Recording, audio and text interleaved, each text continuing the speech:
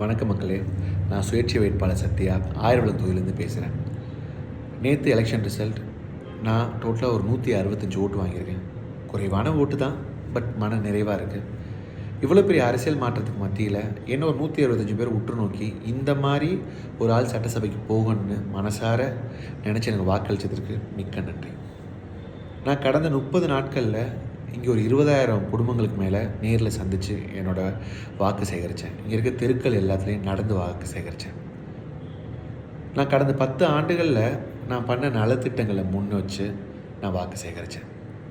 உதாரணமாக தாய்ப்பால் வங்கி கட்டி கொடுத்ததாக இருக்கட்டும், தாய்ப்பால் தானம் கடந்த 8 வருஷத்துக்கு மேலே நான் பண்ணிகிட்ருக்கதாகட்டும், இங்கே இருக்க ஏரிகளை நான் சுத்தப்படுத்தினதாக இருக்கட்டும், தமிழ்நாட்டில் ஒரு 10க்கும் மேற்பட்ட மாவட்டங்களில் 2 லட்சம் மெட்ரிக் டனுக்கு மேலான குப்பைகளை சுத்திகரித்து அதை எனர்ஜியாக மாற்றினதாக இருக்கட்டும், இதை வச்சு தான் நான் ஓட்டு சேகரித்தேன். என்னோட எண்ணம் என்னவாக இருந்துச்சுன்னா, ஓட்டு சேகரிக்கிறது மட்டும் இல்லாமல் இந்த மக்களோட தேவைகளையும் மக்களோட கஷ்டங்களையும் புரிஞ்சுக்கணும் அப்படிங்கிறது தான் என்னோடய முழு நோக்கமாகவும் இந்த எலெக்ஷனில் இருந்துச்சு. 2016 நான் ஒரு வேற்று கட்சிக்கு வாக்களிக்கிறேன், மாற்றம் வேணும்னு. 2021 ஒரு வேற்று கட்சிக்கு வாக்களிக்கிறேன், மாற்றம் வேணும்னு.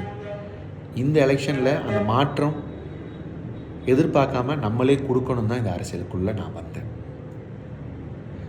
எனக்கு வாக்களித்த அந்த 165 பேரும் கட்டாயம் உங்கள் ஓட்டு வீணாக போகலை. வருங்காலத்தில் ரொம்ப நேர்மையாகவும் ரொம்ப பொறுப்பாகவும் நான் அரசியல் பயணத்தை மேற்கொள்கிறேன். நீங்கள் போட்ட ஒவ்வொரு ஓட்டும் என்ன மோட்டிவேட் பண்ணுது. கட்டாயம் நான் என்னோடய அரசியல் பயணத்தை ரொம்ப பொறுப்போடு நான் ஆரம்பிக்கிறேன்.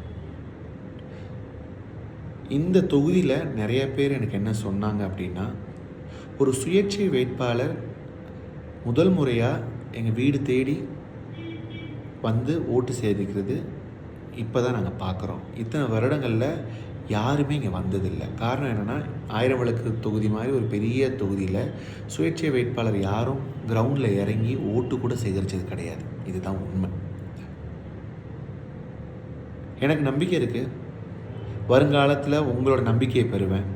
உங்களோட நம்பிக்கை பெறணுங்கிறது எனக்கு எண்ணம் கிடையாது, உங்களோட தேவைகளை பூர்த்தி பண்ணணும், அதுதான் எனக்கு ஒரு மிகப்பெரிய எண்ணம். கட்டாயம் அதுக்கான முயற்சிகளை நான் எடுப்பேன், உங்களுக்கு கூட நான் பயணிப்பேன். எனக்கு வாக்களித்தவங்களுக்கு நன்றி. என்னோடய நண்பர்கள், என்னோடய வெல்விஷர்ஸ், என்னை சுற்றி இருக்கவங்க, கண்டிப்பாக நான் வெற்றி பெற நினச்சவங்க எல்லாருக்கும் நன்றி. கட்டாயம் இன்றைக்கி இல்லைனாலும் நாளைக்கு நான் ஜெயிப்பேன். தேங்க்யூ.